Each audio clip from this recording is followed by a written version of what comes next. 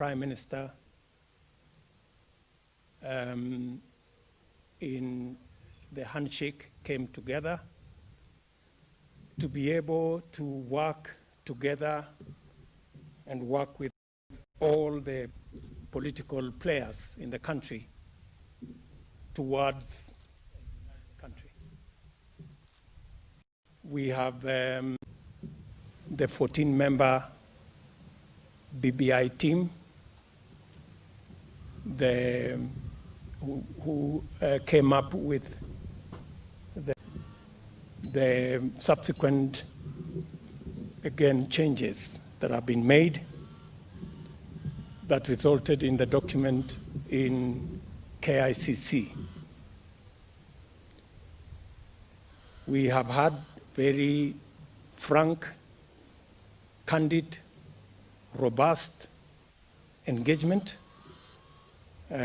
with the members of parliament and other leaders present here.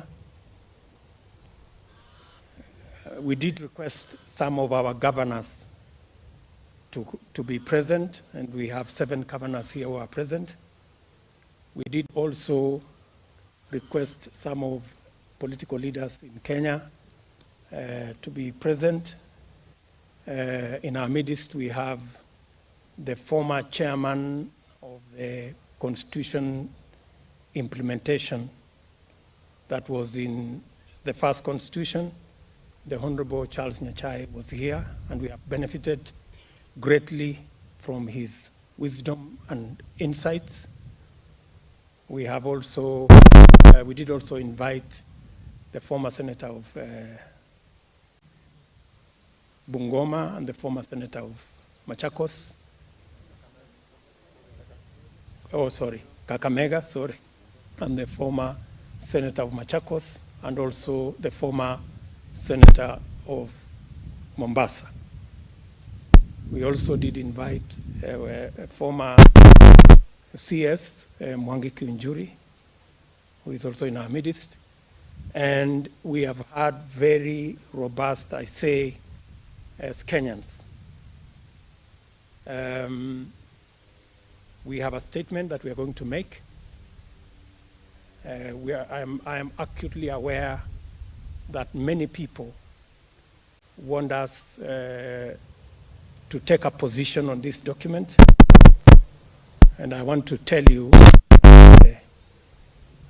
the point at which where we are now is a point that requires a lot of thinking, a lot of reflection, a lot of consultation, and that is what we were doing, so that we can be able to engage with the rest of the process in a way that is informed, that is consultative, that is participatory, and that gives every idea and every opinion a chance, at least, to be heard, if not for any other reason.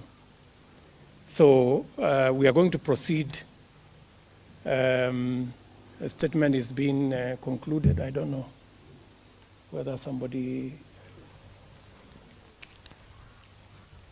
There is some gentleman who is not doing his work somewhere. So anyway, he's finalizing the statement. We are going to release that statement now. Then I am going to, we're going to read the statement by various leaders here. And then I will make some concluding remarks. And then we will take a question or two. I hope you guys are happy with that. That format is okay? 24. What else? 24. Nani ndio chairman ya hii kikundi ndio nijue nitauliza nani maswali? Okay. Okay. So I am being informed that I can mention the governors who are here. The governor of Wazingishu, the Honorable Mandago, the governor of Nandi, the Honorable Sang, the governor of Turkana, the Honorable Nanok, the governor of Samburu, the Honorable Moses Kasaine, the governor of Kericho, the Honorable Chepkony, the Governor of Bomet, the Honorable Parchok, the Nanok tells me the Governor of Baringo, the Honorable Kiptis, and we have apologies both from, we have two deputy governors, four deputy governors, the Deputy Governor of Kisii, the Honorable Joash Maangi, the Honorable the Deputy Governor of Wajir, the Deputy Governor of Baringo as well, I think, and the Deputy Governor of Uasin Gishu is also here. We also have in our midst 146 members of Parliament who participated in this consultation.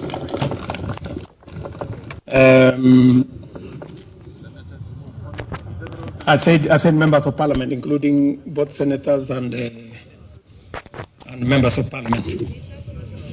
We also have some members from the East African Legislative Assembly who are present here with us.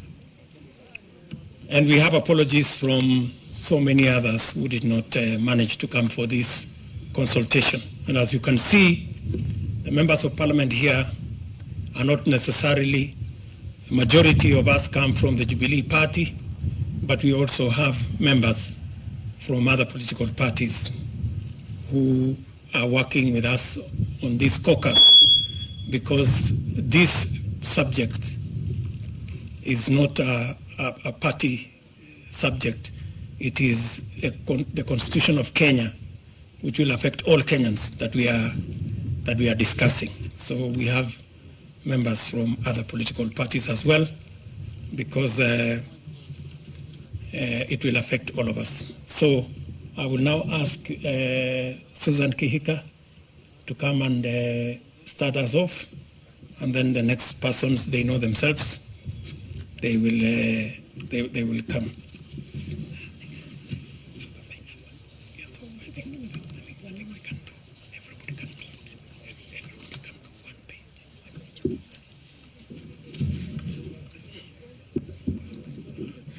Thank you very much, Your Excellency.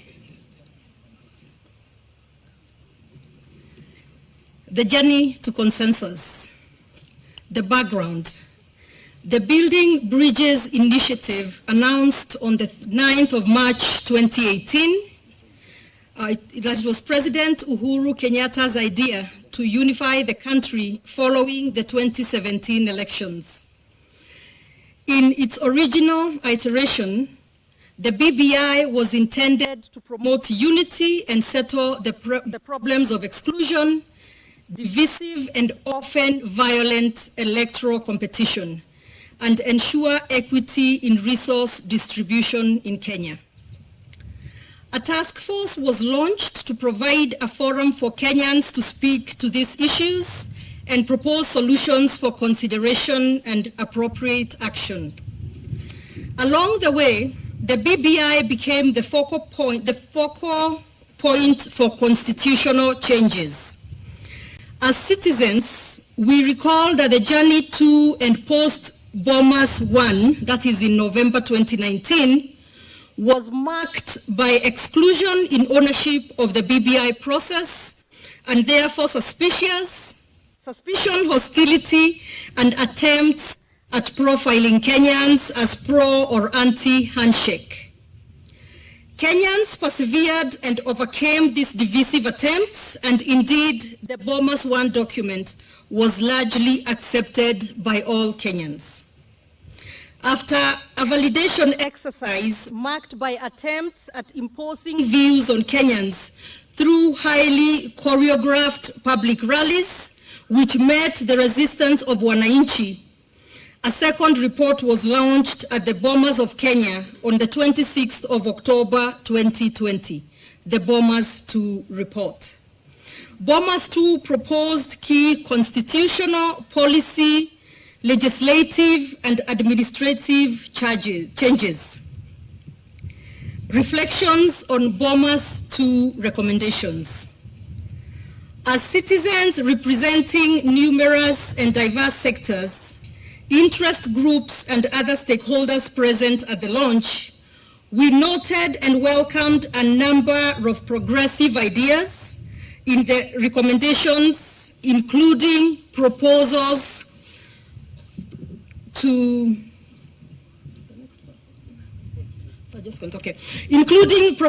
protect data privacy, achieve gender parity in the Senate, privileging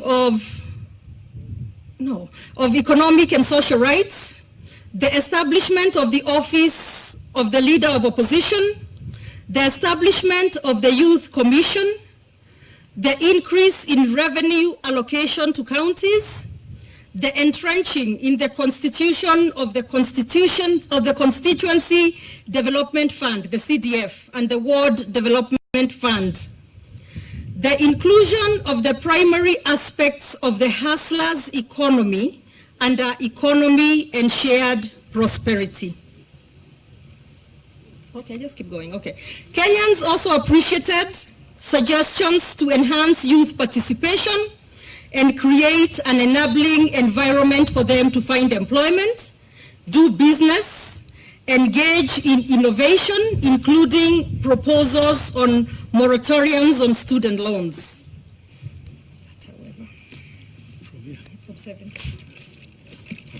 From number 7. I'll continue from where she stopped. However, loyal and patriotic Kenyans immediately raised a number of critical issues in good faith with a view that everyone wins this process. The issues coalesced around the following. Number 1, the independence of the judiciary and the general areas of access to justice. Many Kenyans support judicial accountability and transparency, but saw the proposal to create a judicial ombudsman as an acceptable derogation of justice, judicial independence that goes against the imperative to protect, uphold, and defend the independence of the judiciary. Number 2, the independence of IBC and the management of elections. The recommendation that political parties participate in the appointment of commissioners was seen as a building bias into electoral system. Number 3, the independence and professionalism of police service. The proposal in the BBI for the formation of police council under the cabinet minister was seen in many quarters as impacting negatively the integrity and professionalism, and therefore a direct assault on the police service. Number 4, the mandate of the Senate in terms of protecting devolution and its general oversight role. The BBI proposal denied the Senate the constitutional mandate as a forum for the discussion and arbitration of matters relating to division of revenue. Number 5, the place of women in our legislature and the issue of affirmative action principle in our constitutional infrastructure. The proposal abolished the women representative position at the National Assembly, essentially excluding women from the center of critical decision making, relegating the participation of women to nominal and tokenistic roles. The concerns of the diverse stakeholders. I'll invite the Honorable Duale, or Honorable Victor, to take us through this.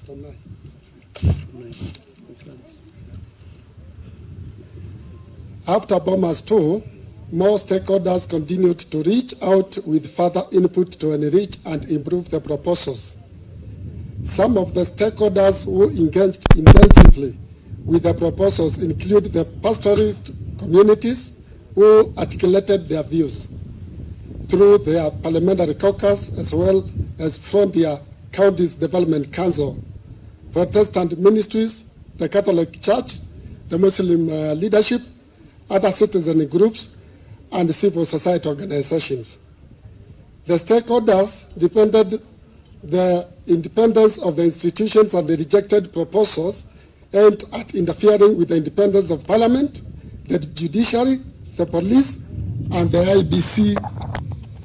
Thus, proposals in the BBI to introduce the Judiciary Ombudsman, Police Council, as well as the repeal of the Director of Public Prosecutions, specifically opposed, as are the proposals aimed at changing the mode of appointment of electoral commissioners. The stakeholders also opposed the amendments on various grounds, including that the recommendation to create an imperial presidency weakened checks and balances, downgrading the level of representation in the National Assembly of low population constituencies, enabled the executive capture of the legislature and judiciary. Can do from 12.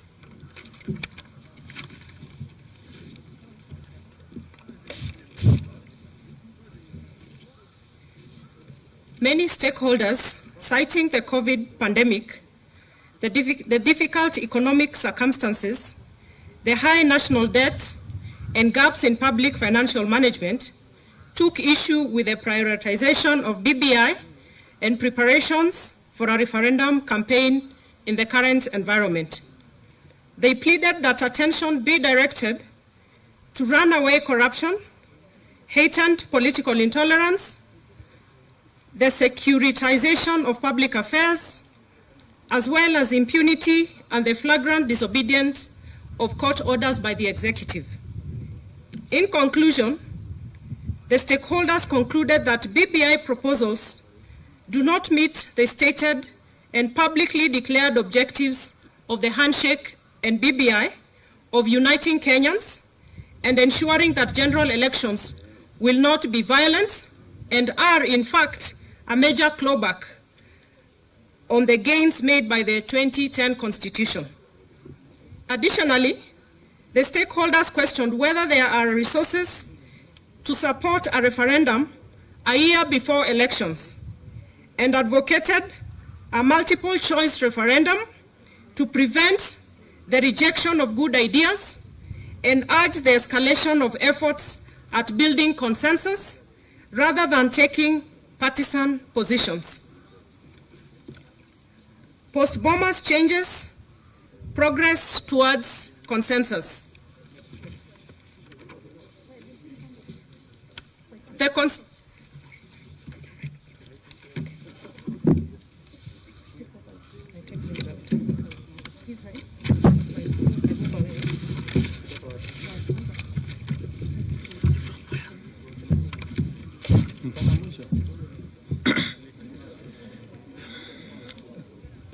The Constitution of Kenya Amendment Bill 2020 was gazetted on the 25th November 2020. The bill reflects significant changes to the Bomas II document, adopting a number of concerns raised by stakeholders, including the following. The proposals on political party representation in IMBC through the appointment of commissioners has been dropped. The fair implication of having some players choosing the game's umpire has been noted and accepted. Similarly, the problematic idea of police council, ended by a cabinet minister, has been abandoned. The independence of the police service has therefore been retained. The proposed 70 nominated seats have been converted to representative electoral seats. A nominated seat would have benefited the individual nominee and encouraged political interference and manipulation of parliament. On the other hand, elective seats benefit constituencies through representation and the allocation of meaningful development resources. Moreover, historically, marginalized communities have secured protection by the extension of the validity of the equalization fund period to 30 years. The proposals that would have undermined the role of Senate have been abandoned. The alternative enhancement is a development in a positive direction. The role of Senate is vital to our governance. The Constituency and Development Fund, CDF, a critical tool for community-level socio-economic development, is now proposed to be anchored in the Constitution. The bill has a proposal that would anchor matters touching on the economy and the shared prosperity in the Constitution. Legislation to actualize and operationalize these proposals will be enacted within a year to give effect to what would otherwise have been abstract values. Article 11 here mainstreams the hustler economy, as well as the mandatory requirement for the President to make a report on the status of the achievement of economic and social rights. This proposal will safeguard the protection and actualization of the critical interests of the agricultural and the hustler sectors. As a consequence, within 1 year, legislation on guaranteed minimum return for all farmers, maize, coffee, wheat, tea, korosho, dengu, fish, livestock, potatoes, cabbages, miraa, among others, which is a vital anchor of productivity in the agriculture and food production, will be enacted as will be legislation for the establishment of the Livestock Marketing Authority. Similarly, legislation on a fund to support the hustler economy, micro, small, medium enterprise fund, and the entire wheelbarrow economic ecosystem will be enacted. From the foregoing, it is therefore clear that significant progress was made between Bomas 2 and KIC, and that the amendment bill adopted major inputs of stakeholders in fairly explicit terms. In essence, the gazetted document is a positively progressive development compared with the Bomas document. Our position post-Bomas that there was no way this process would proceed without bringing on board important sectors and constituencies that could have been overlooked has been vindicated. It is emphatically clear that the issues, concerns, and interests of ordinary people have found their way to the main table and are part of the national conversation. This is as it ought to be, and this must become the basis of all meaningful national deliberation going on forward.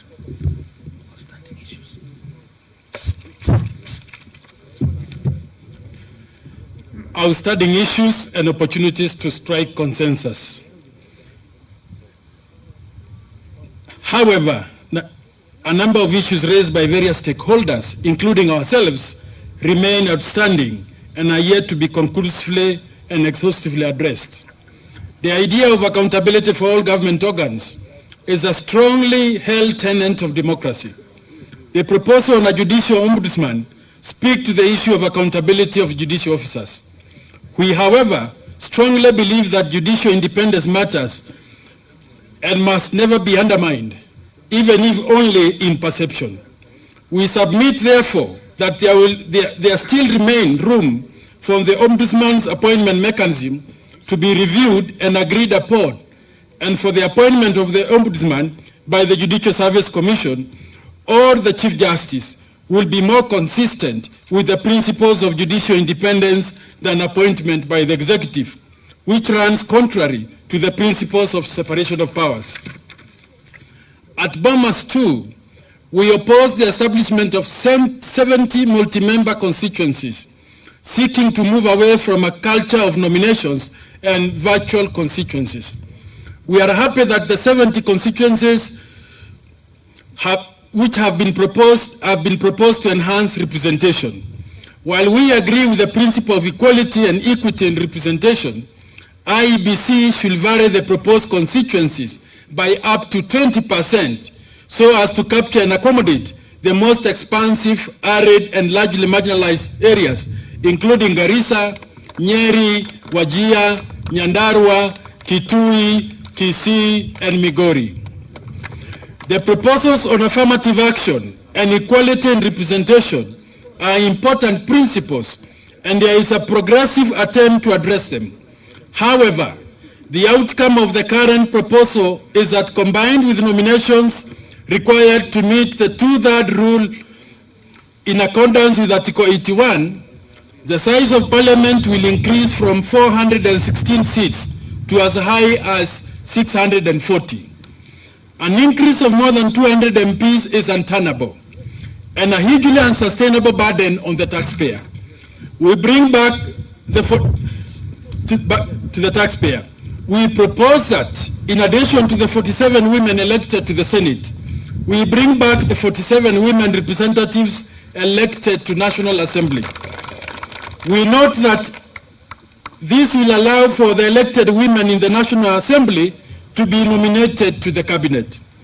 We further propose all women representatives in Parliament be directly elected by defined constituencies and should not be nominated or elected through party lists.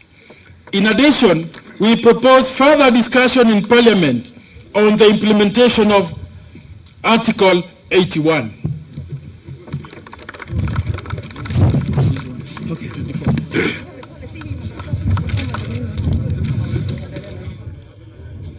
Thus, in furtherance of the above, we have three proposals to make.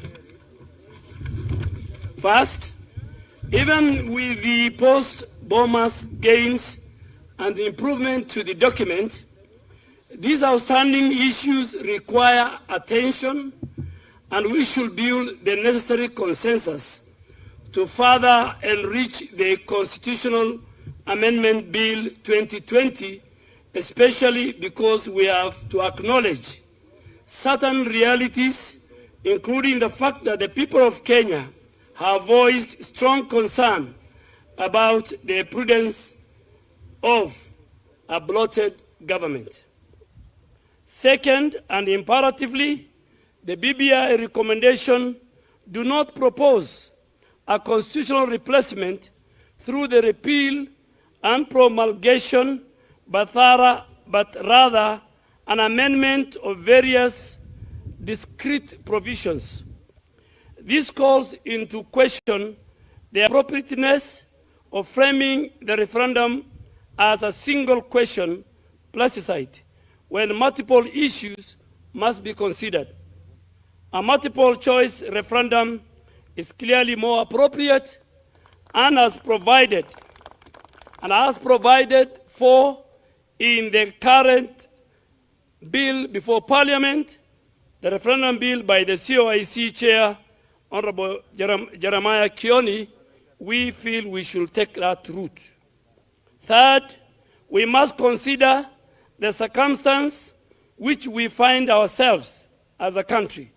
We are in the midst of a deadly pandemic that has ravaged our country, killing close to 1,500 Kenyans, including our frontline health workers, infecting nearly 100,000 Kenyans, and affecting the livelihood of millions of others, straining public health sector, and instigating an economic and a financial meltdown. The deepening financial quagmire has led to the destruction of livelihoods, of enterprises owned mainly by the hustlers, and consequential loss of jobs and shrinks of revenue, as evidenced by the last quarter posting of the Kenya Revenue Authority that ended in October.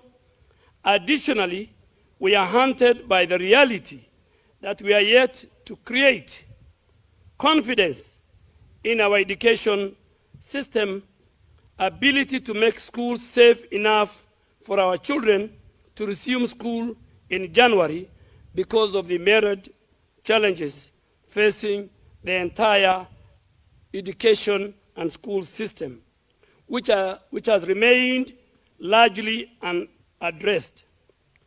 Given the foregoing, it is legitimate to question the wisdom of spending 14 billion shillings a year before an election that will cost us another 42 billion going by the 2017 figures of the IEBC, when a referendum could be conducted as the seventh ballot in a general election at a virtually no cost. We believe that it's prudent to hold the referendum, and we are proposing that along, having done all the others. Take it to the county assemblies, take to Parliament, and the only remaining item is for the citizens to vote in. We can defer that, and we feel it is prudent to hold that referendum along with the general election in 2022, inshallah.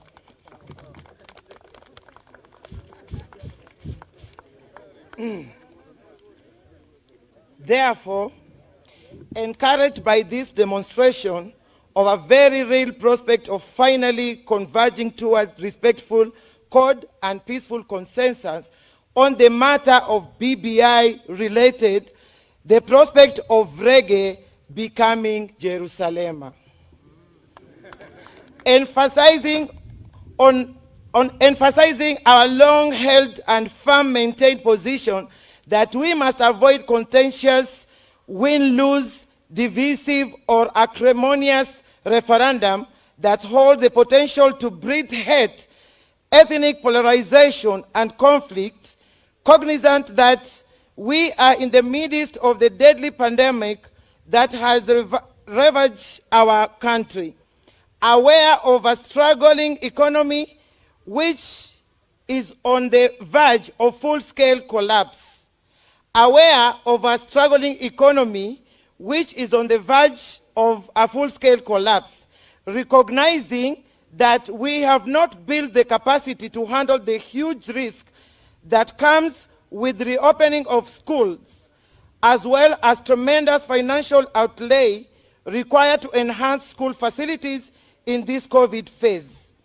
And after broad consultation, length engagement, and robust deliberation with a wide spectrum of various stakeholders on the matter of the Constitutional Amendment Bill 2020, we appreciate the good proposal in the amendment bill and also acknowledge the positive efforts made in accommodating various concerns relating to outstanding issues as indicative of progress towards consensus. With the progress we are making in building consensus on important constitutional, institutional, and administrative changes, we recommend that resources earmarked for BBI-related activities be redirected to COVID mitigation measures and supporting the recovery of micro and small enterprises. As a part of the consensus, we will be asking for clear directions on issues of land and historical injustices.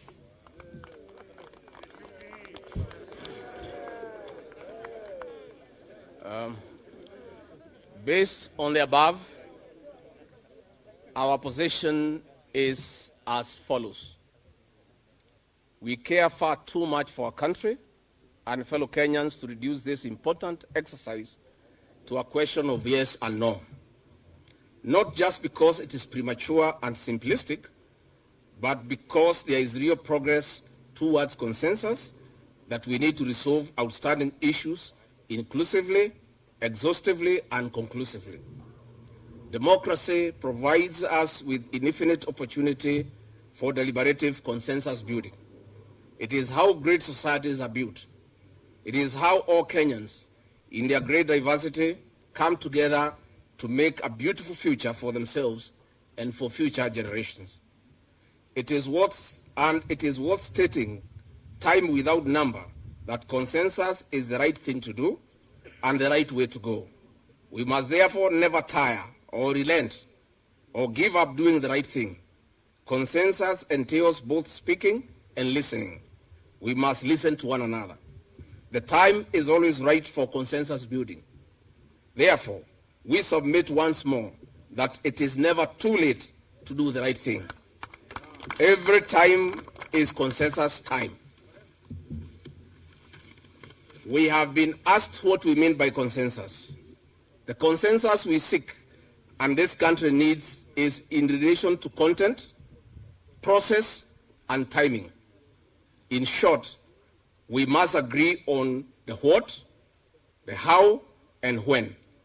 The consensus is to align the process with its founding objectives and bring it closer to the dreams and aspirations of Kenyans.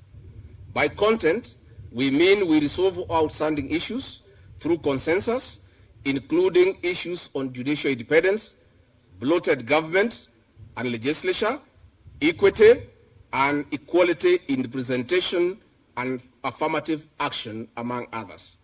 By process, we mean providing a multiple choice plebiscite to prevent the rejection of good ideas. By timing, we mean we should hold the referendum in 2022 together with the general election in order to save costs and direct available resources to mitigating the effects of COVID-19. Let all with one accord, in common board united, build this, our nation, together. Thank you.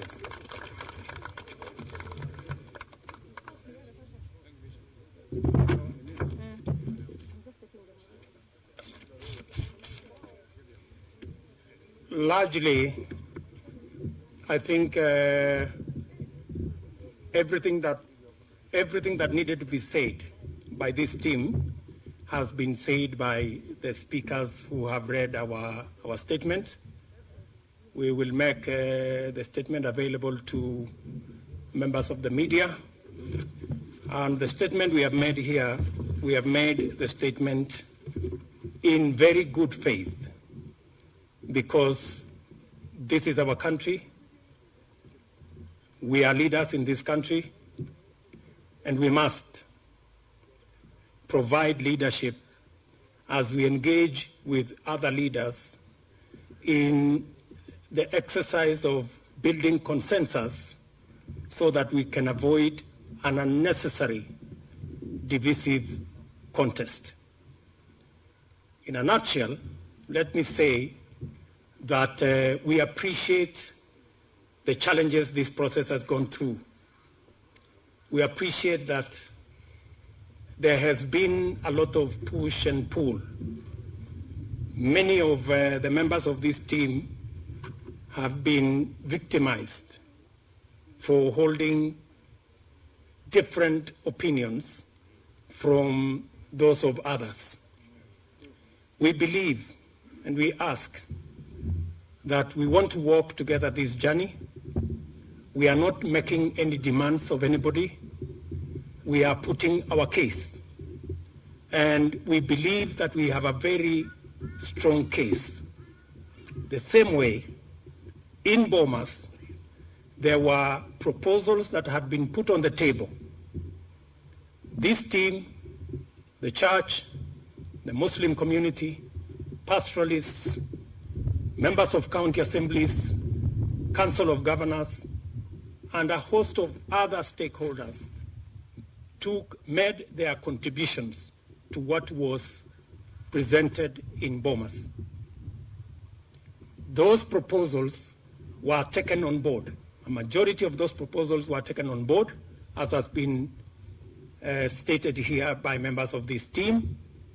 We appreciate that the IEBC will not be politicized and they can be an independent institution to run our elections independent of political parties. We also appreciate that the independence of the police has been captured and secured. We also agree that the Senate must be left with the duties and responsibilities that they have carried out so far, and we appreciate even further that additional responsibilities have been given to the Senate, as the Senate of Kenya is a critical institution in matters devolution and in matters taking Kenya forward. We also appreciate that the Article 11A, which many members of this team canvassed on ensuring that ordinary people and their issues are part of the discussion. Finally, we have Article 11A that speaks to the economy and shared prosperity that will ensure that every citizen, especially the micro, the small enterprises, the pastoralists, the people in our farms, and the many Kenyans who ordinarily are not made part of the discussion and ordinarily are not part of the Constitution, for the first time, we have their issues firmly embedded in the Constitution. And it is important to also note that a timeline has been placed on the actualization of Article 11A. Within 1 year, we should be able to implement all the issues to do with pastoralists and the marketing of their issues, matters to do with guaranteed minimum returns of all our products, ensuring that the hustler economy has a fund that is going to ensure that we support micro, small enterprises to grow into serious businesses. And members of this team are going to make sure that the necessary legislation to operationalize Article 11A will be put in place as soon as possible. In fact, the Honorable Ndindi Nyoro already has a bill on GMR that now is going to be anchored in the constitutional provision under Article 11A. We have also, the Constitution now makes it mandatory that the President of Kenya will go to Parliament every year to give a State of the Nation address on the matter of shared prosperity, on the matter of attainment and progress made on ensuring that no Kenyans are left behind. That is important to as many ordinary Kenyans as it is to us and every Kenyan. Having said that, we have taken the position that there is room for us to improve this document further. And we have stated categorically and respectfully that it is never too late to do the right thing. We believe that there are a couple of outstanding issues. The judiciary is still uncomfortable, for example, with the judiciary ombudsman and the manner in which it's appointed. We all agree that accountability is central to the performance of any arm of government, including the judiciary. And we are making proposal here that it is possible for us to agree that an ombudsman be appointed in a manner that is acceptable to the judiciary, either proposed by the JSC or appointed by the Chief Justice and vetted by Parliament, so that we have checks and balances. We are also saying, because we are making that proposal because we are sensitive to the centrality of independence of the judiciary. We do not want to send any signal that we want to compromise the independence of the judiciary. Yet, we must hold the judiciary to account. So we must balance between those two rights. Secondly, we are also making the proposal on the size of Parliament, the size of the executive. Kenyans are concerned about how much it costs for them to run government. And the proposal we are making here is that we can have a win-win. We agree with the proposal that appointments, or not appointments, but in Senate, 47 women are elected as senators. But we are of the view that instead of too much nomination, we should again elect women reps, as we have done to National Assembly. We are saying that because we want the participation and contribution of women leaders to be substantial, meaningful, and not token representation. It is in the National Assembly that discussions on matters budget, matters resource allocation, serious matters of how to take the country forward is taking place. And it is important that we have elected women in the National Assembly.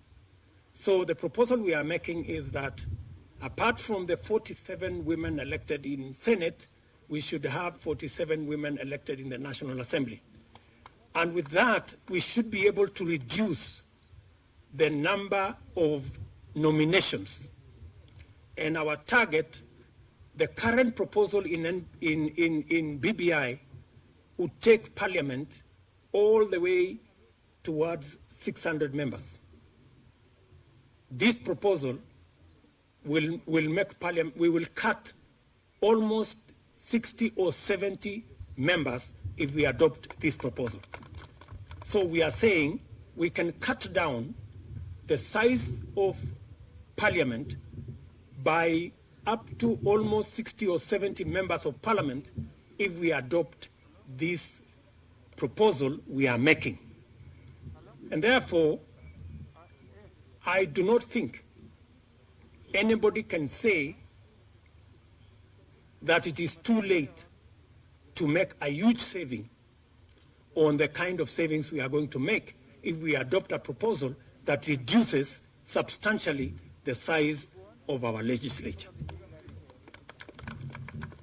We are also of the firm belief that adjustments can be made. We agree on the principle of the new 70 constituencies. Why do we say so?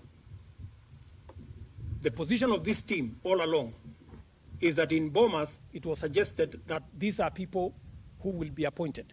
They will just be members of parliament. Our position is nominating members of parliament gives jobs to people, and the public benefits nothing. Therefore, we suggested that the 70, instead of being nomination of persons, it be converted to constituencies. As we've said here, that was done. We now have 70 constituencies. All we are requesting now going forward is that the 70 constituencies will be delimited by IEBC, that we give a window to IEBC to vary slightly up to about 20%, because we agree with the original principle that there must be equality of representation. And there is a case that has been made that there are sections, counties in our country that are underrepresented. We believe that we can balance that requirement of equality in representation by allowing the IEBC to vary slightly, because we have huge areas, like we have said, in Kitui that have raised concerns, in Garissa, for example, Ijara, that have raised concerns, in Wajir, as Wajir South, that have raised concern, in Nyeri, Kieni is 52% of Nyeri County. In Nyandarua, where we have Kinangop here, which is a huge constituency. In Migori, in Kisii, and Marsabit, and those areas. So what we are saying is there is room. If we just put a rider in the BBI text that 70 constituencies, as the IEBC is delimiting the 70 constituencies, they are allowed to vary to an extent of 20%, so that we can take care of the areas that have raised concern. And we are not saying the areas we have just listed. I think there are, among others, there are more areas that have said that, but we do not believe there will be more than 10 or 12 areas that need to be considered. And finally, I think we have also been cognizant that we do not, I think many Kenyans have been wondering, why are we insisting on a consensus on process? We have been insisting on consensus on process because we know there is a way we can make this referendum win-win. We know there is a way we can accommodate everybody. We know there is a way we can remove this referendum from being win-lose. There is a mechanism that can allow us to vote on the issues instead of the personalization of the referendum. We do not want the referendum to be so-and-so versus so-and-so, because so-and-so is leading this place, is leading no, and so-and-so is leading yes. That, in my opinion, is backward. In fact, we are reducing the referendum to something else. We can make it much more progressive by providing a mechanism for Kenyans to vote on the issues. We have, as a team here, agreed that we will support the proposal by CIOC in Parliament to provide a mechanism in the referendum where Kenyans can vote on issues, not just a yes-no referendum. Maybe I will explain a bit.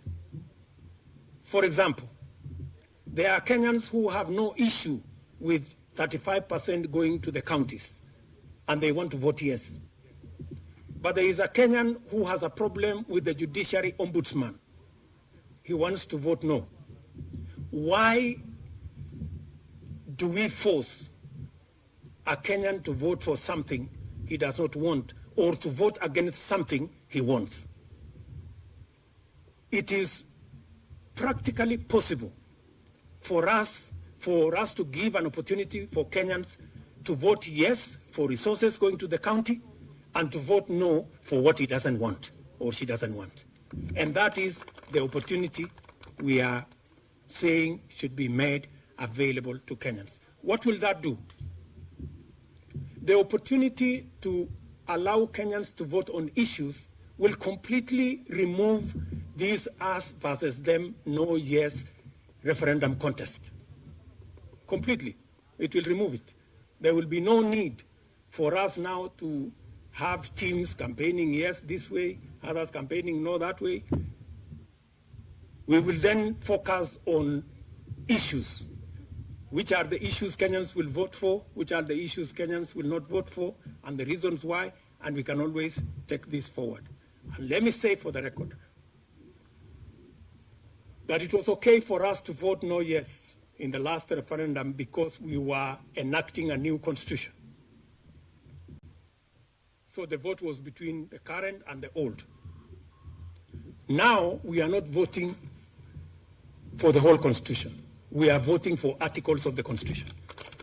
So it is perfectly in order for us to assemble articles that are together and vote for them separately. And that's all we are asking. We are also saying, as responsible Kenyans and as responsible leaders, that and as responsible leaders, we are saying we are in the middle of a pandemic that has ravaged our country. Many Kenyans have become victims of the COVID-19 virus. Many Kenyans have lost loved ones. Some have gone through untold suffering, including members present here in hospitals. Many Kenyans are not able to afford.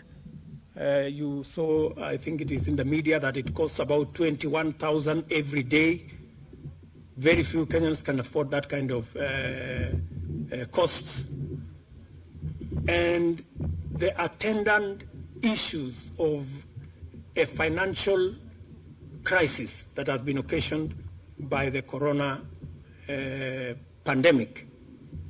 We want a discussion, a candid discussion, Our proposal is we should commit every resource that is available towards tackling the corona pandemics, alleviating the serious crisis in our economy, making sure that in January there are face masks, there are desks, there are facilities for our kids in school in January, and that there is a possibility for us to take this referendum together with the election in 2022. We want to offer a discussion. We are not saying that it is cast in stone. We want to be persuaded why it's not possible for us to do it in 2022. Our proposal is we can do it together with the election in 2022. So these are proposals we are putting on the table in good faith. And we are requesting the other stakeholders. We are requesting the other stakeholders to give us, to engage with us, so that we can responsibly be able to prosecute this initiative together. Many of you may want to ask me, maybe Kenyans will get confused, maybe how will they vote for the different items? But let me answer it this way. When Kenyans go to vote in an election, they vote for MCA, Member of Parliament, Women Rep, Senator, Governor, President, 6 positions, right? In the 6 positions they vote for, there are 10 candidates for one position, 15 for another. They are literally voting from a group of almost 100 people. But they still manage to identify who they want. So if we make this referendum 6 or 7 questions, independent questions, there is absolutely no difference with how Kenyans vote when they go for election. So it is absolutely reasonable for us to isolate 5, 6, 7 items, itemize them, and Kenyans can vote independently like the way they do in every general election. Nimeelezwa ya kwamba nifanye summary kidogo kwa lugha ya Kiswahili. I'm not good at it. I don't know. Nani ata imetosha No, lakini wacha niseme hivi. Tumefanya mkutano wa kundi letu hapa, wabunge 146 na senators 7 pamoja na viongozi wengine wengi waliohudhuria kikao hiki. Wengi wetu hapa ni wa kutoka vyama mbalimbali, kwa sababu jambo hili la kubadilisha katiba sio jambo la chama, ni jambo ambalo linahusu wa Kenya kwa jumla. Tumekubaliana na yale mambo ambayo yameshughulikiwa kutoka Bomas mpaka KICC. Tumeona ya kwamba kuna mambo wa Kenya stakeholders mbalimbali walitoa maoni yao, na mambo kadha yamechukuliwa na sasa imewekwa katika katiba ambayo imependekezwa. Kati ya mambo yale ni kuondoa mambo ya shida ya polisi, mambo ya IBC imewachwa, hakuna matatizo tena. Wacha tu niseme hii Kiswahili ni sawa. Mambo yale mengine yote yameshughulikiwa, lakini tumesema ili tuweze kutembea pamoja kama Wakenya, kuna mambo machache ambayo pia ni ya muhimu.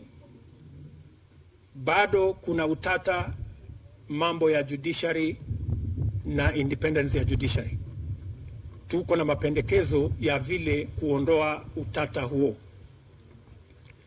tuko na maneno ya representation ambayo tumekubali kwamba sehemu za wakilishi bunge zingine 70 ziundwe, lakini tumependekeza ya kwamba 20% IEBC, kamati ambayo inasimamia uchaguzi, wapatiwe nafasi 20% waweze kurekebisha, ndio tuweze kushughulikia sehemu ambazo wametoa malalamiko.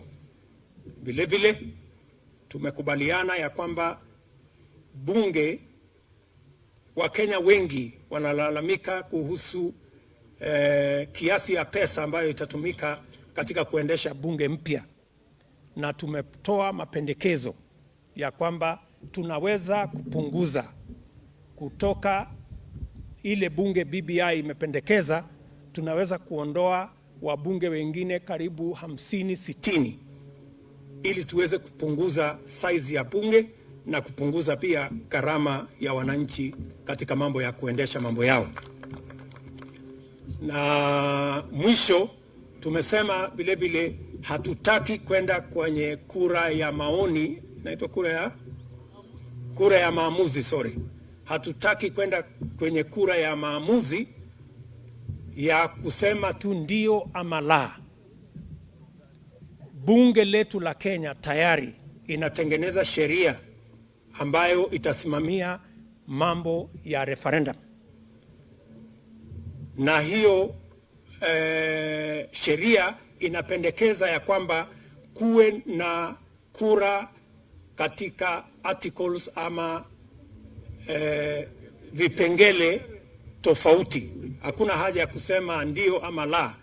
Kama unapenda mambo ya 35%, 35% kwenda kwa county, unaweza kusema ndio. Kama kuna kipengele ingine hauamini, unaweza kusema la. Na inawezekana tuwe na maswali kama 5, 6 ama 7 ili tusiende katika kukataa ili hali uko na mambo ambayo ungependa yapite kule ndani, ama kukubali ili hali uko na mambo kule ndani ambayo ungependa isipitishwe. Kwa hivyo tumekubaliana ya kwamba sisi wabunge walio hapa wataunga mkono sheria iliyo bunge ya kamati inayosimamia mambo ya kutekelezwa kwa katiba ya Kioni, ili tuwe na nafasi ya referendum ambayo itakuwa na maswali kuzidi moja katika vipengele tofauti. Na vile vile tumesema kwa sababu ya hali ya uchumi iliyoko katika taifa letu la Kenya na kwa sababu ya matatizo ya ugonjwa wa corona, Wakenya wengi hawawezi kujimudu kulipa gharama ya matibabu. Tuko na matatizo, watoto wetu Januari kurudi shuleni, lazima masks zinunuliwe, madawati zinunuliwe, expansion ya facilities katika shule ishughulikiwe. Tulikuwa tunapendekeza hii bilioni 15 badala ya kutumika kwenye referendum, tuweze kutumia hiyo pesa kushughulikia janga la corona na mambo ya uchumi ambayo iko chini kwa saa hizi, na tuweze kupiga kura hii ya maamuzi pamoja na uchaguzi 2022. Hiyo ndio mapendekezo yetu, na tunawauliza ndugu zetu wengine tuweze kuongea, tuweze kutafuta uwiano na maelewano na makubaliano ili tuweze kutembea pamoja kama Wakenya. Sisi tunaamini inawezekana hii draft constitution proposal ambayo imewekwa inaweza kuwa republished tena, ikichukua maoni, inaweza kuchapishwa upya ili ikichukua maoni kama sisi wote tutakubaliana twende barabara hiyo. Asante sana. Si nimejaribu kiasi? Haya. Sasa nitachukua maswali. Sorry. Nani? Pole bwana Leto. Kwa sawa. Mimi naitwa Steven Leto wa Citizen TV. The proponents of the BBI referendum have said on Wednesday last week that the window for more amendments was already closed on that day, and that even today and the other day, more amendments, proposals from the Ilchamus community, as well as from Mombasa, were rejected, and that the signature collection is already ongoing. Number one, with your new, recommendations that you've brought forward, are you then seeking a suspension of the ongoing signature collection drive? And number two, the Secretariat has released timelines to have the referendum conducted before or by June next year. Should all these demands that you've made today not be met, including the consensus, are you going to flush the no card? Thank you very much. I'm sure you are not new to the issue that the door is closed. Even in Bomas, we were told the door is closed. But our position is that it is never too late to do the right thing.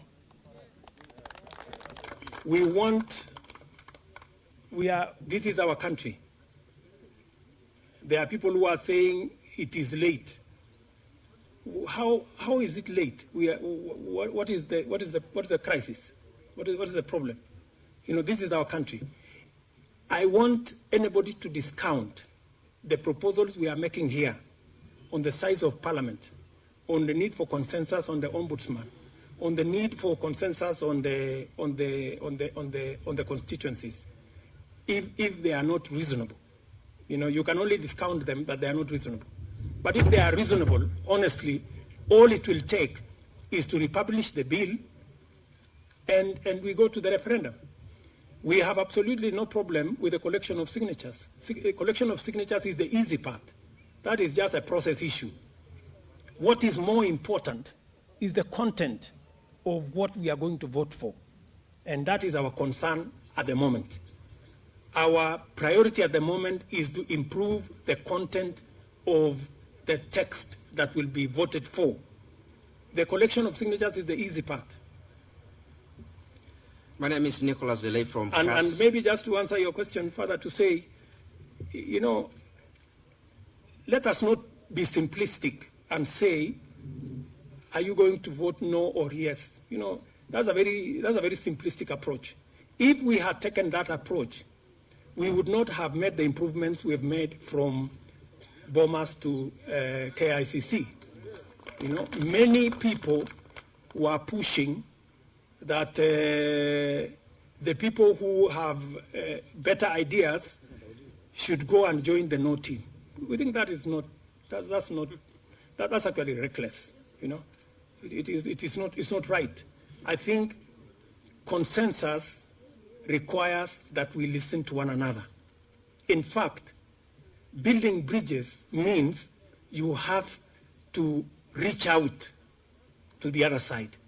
I think it is even against the spirit of building bridges for anybody to shut a door on a good idea. Yes, my good friend. Nicholas Velay from CAST TV. My question is, the advisory from CJ Maraga was there while we have the women representative in the House of the National Assembly. Your proposal says we retain the women rep, the 47 of them, as well as get the senators, women, 47 of them. How does this cure the question of two-third rule? If you listen to our statement, we said women representation must be to as great an extent as possible elected. We want to discourage nominations. We should be, even if we are feeling the two-third gender rule, it must be elected representatives, women elected representatives. And we have suggested that let us have a conversation after the election of 47 women and the election in the Senate and 47 women in the National Assembly. We should have a conversation on Article 81, which discusses affirmative action. We should have a conversation. What do we do? How do we make sure Do we make it progressive, or do we have additional women nominated to the National Assembly? That's the conversation we are inviting others to contribute, because we do not have the monopoly of good ideas. We believe that this should be open to a discussion with other stakeholders. Good evening, sir. My name is Kennedy Muridi from NTV. There is the question that has just been asked about representation. Yes. And in the other case, we were looking at a likely scenario where no woman is elected in all the 360 constituencies. You're proposing that we have this conversation after the election of 47 women representatives in the National Assembly and 47 in the Senate. Are we not going to end up with the 600 and something members of Parliament after we've had that conversation? Number one. Number two, on the question of holding a referendum alongside the general election, are you basically telling your supporters that if the push to have a referendum by August next year is on, you're going to reject it? Thank you very much. Thank you, Muridi. I think you did not hear properly what we said. What we said, the conversation we are talking about is about reducing the current members of parliament from 600. And I have told you the proposal we are putting on the table, in whatever form, will bring down that number from the number that is being proposed under the BBI arrangement. A minimum of 60 MPs will be slashed out by adopting the proposal we have made, even if we nominate the rest of the women to fill the 2/3 gender rule.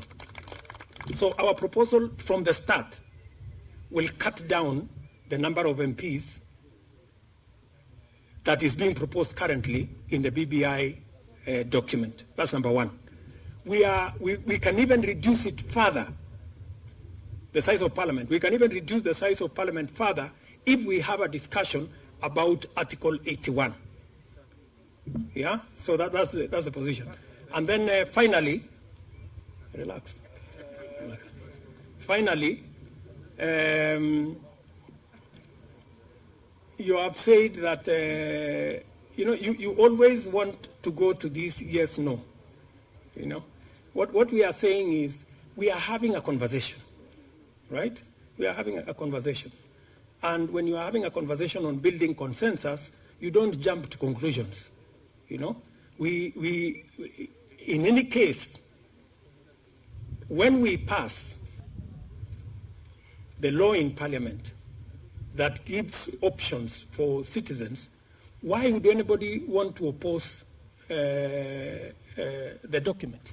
Because there will be no need to oppose the document in its whole, because you can isolate the issues that you want to vote for, and you can isolate the issues that you want to vote against. And it will just be as good as that. So there will be no, the camp of yes and the camp of no will not exist. There will be people voting for different things in different, I know you are used to the old yes, no. We can make it better. My name, yes. My name is Mashari Wangui from Mount Kenya TV. And my brother Ruto asked a question, and the same question we don't have an answer. In the event that the BBI Secretariat remains stubborn and they don't include the proposals that you have, what are the steps or the step are you going to take as the group? Why do you want to speak for them? Why don't you allow them? You know, why don't you allow them? Even if they say whatever they are saying, it has been said before. But you know, there is nobody who will resist. There is nobody who will resist what is right. The people on the other side are reasonable people. They are also intelligent. That is why they took on board the suggestions that were made by stakeholders after bombers, even after they said nothing will be changed. So they are reasonable and intelligent people, and they should be able to look at the merit of what we are saying. If it makes sense, we are comfortable that in their intelligence and reasonableness, they should be able to take on board what we are saying. My name is Dan. Wisho. My name is Duncan Haemba from KTN. Sema Haemba. Bwana DP, we've been patient. We've listened to, apart from waiting, tumesikia statement imesoma for 1 hour. I can see the leaders want to leave when we are just seeking clarification. So I don't know what is the hurry, but since you are the host, Relax. maybe you can remain with us. Since you are the host, maybe you can remain with us until we get it clear. I have 2 quick questions I want to know from you. Yes. We are lost. We are beating around the bush. To borrow the edges, what he said, we are circumlocuting. Can we get it clear in the event that you are pushing for consensus? Yesterday we were given an update that it's over 2 million signatures. The window for signature collection is Friday, which means the next stop is the verification. In the case there is no room for consensus, are you for yes, are you for no? In the event that the consensus you are putting for, you are rooting for is not. The second question, what you are talking about the Kioni CIOC, it's a referendum bill that is already in court. Even if there was, it has already been suspended, and even if it was not suspended, that is what would give us a referendum law. Now, what we are having is the referendum question that has been framed under the Constitution Amendment Bill 2020. So could we address ourselves to this one? Because what Kioni is rooting for is a bill that maybe will come into law to have a referendum law in the country. You have your facts on that particular issue, Haemba, with a lot of respect. Your facts are not together. We have actually 2 referendum laws in Parliament, 2 of them. Bills. We have 2 bills in Parliament. One by the Kioni Committee, one by the JLAC, right? And all of them are actually almost at the tail end. Yeah? In fact, the Speaker was supposed to give a ruling on harmonizing the 2. So, the reality of having a multiple choice referendum is real. So you need to relax. The referendum is not happening next week. If at all, this referendum will be happening in April next year or some other place at the earliest. So relax. So that is one. So when we talk about the possibility of us having a multi-choice referendum, we are not talking about something in space. We are talking about a reality, and members of the committees are seated here, and they have given us assurance that it is possible for that bill to be finalized in time for us to use it for a referendum. Are we together, Haemba? So, again, we are used to this yes, no, win, lose, or all or nothing. Please relax. There is another way of doing things called win-win. And that is what we are trying to fashion. It is not customary. It is not usual. That's why you have a problem with it. Because you are not used to, you are just used to, oh, are you yes or are you no? Are we together, Haemba? So what we are saying, we want to improve our country, my friend. When you find me, you know me, normally I take positions and I'm very clear about. But you see, I am Deputy President today, and I have the interests of every Kenyan. There are people who support us, and they want a real choice to express themselves. There are issues they agree with, they want to vote for.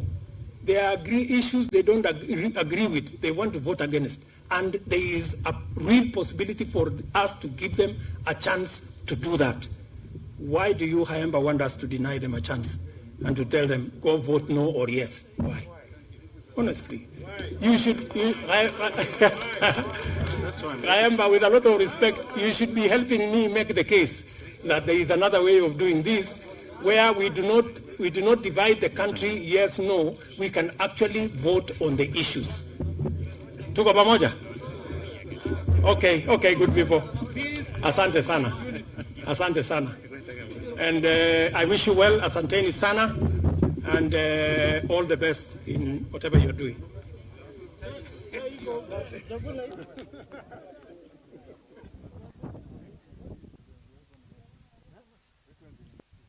Hii yangu. Ah, ina pick up kwa kamera kwa mfano. Oh, ni 5 ni sawa. Ni mko